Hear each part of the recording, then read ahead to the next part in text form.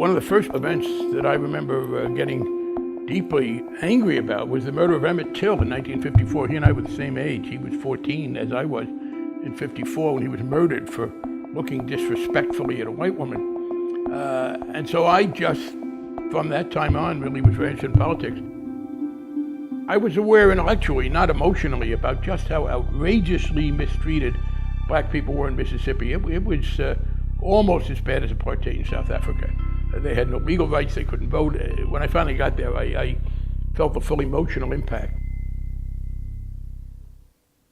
I first realized I had a terrible voice when I was in the second grade. The class was singing My Old Kentucky Home on stage at school. And I was asked not to sing, just to move my lips, because I was throwing everybody else off. But that stuck with me because I remembered, as I thought back, the line from that song. The sun shines bright in my old Kentucky home. It's summer and the darkies are gay. That was being sung in New Jersey, in Bayonne, New Jersey, in the late 40s, and no one thought about it. And it somehow came back to me as I began to deal with the civil rights issue, to realize how deeply rooted racism was in America. I decided to go to Mississippi because I couldn't justify not going. So that was in December of 1963, and I was a graduate student at Harvard. So I was in Jackson working with the headquarters people. I was a liaison with our Washington office. I did some work with Mississippi officials. We were coordinating the evidence that we were going to present to the Democratic National Convention in 1964 that showed the exclusion of black people. These were the white-only meetings. Mm-hmm. So we were showing, we wanted their numbers so we could show that we had more black people showing up at our meetings than they had at theirs as to who was more representative.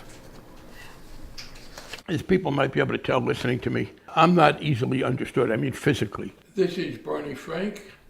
I speak too fast. At that point I had a New Jersey accent. It's now kind of evolved into a New Jersey, Massachusetts, God knows what. And Southerners have a hard time understanding me, particularly black Mississippians.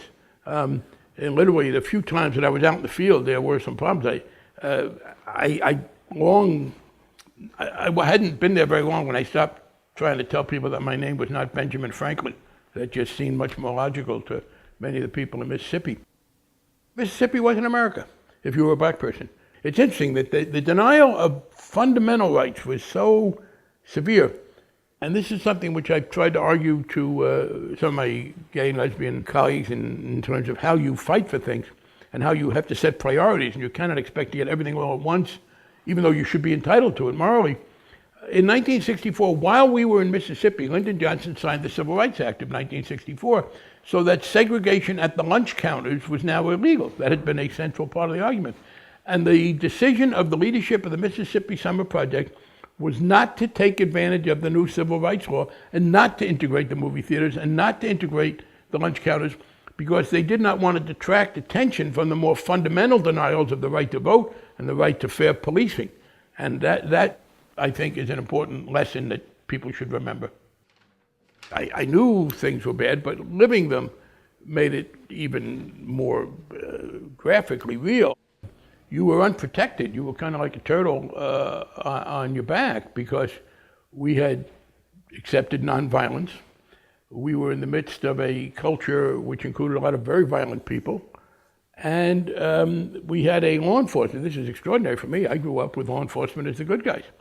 And here, law enforcement was the enemy. I mean, it was members of law enforcement who murdered those three guys, Goodman, Schwerner, and Cheney. And you knew that there were people there who wanted to do violence to you, and you would have no protection if that happened. It was an emotional high. I felt very good about what we were doing. I felt morally empowered, but it was very scary. I hadn't realized quite how scary until I left. And I guess I flew out and got to the airport in Atlanta and got off the plane, and I suddenly realized I'm not terrified anymore. I'm not living in fear that I'm unprotected against vicious violence.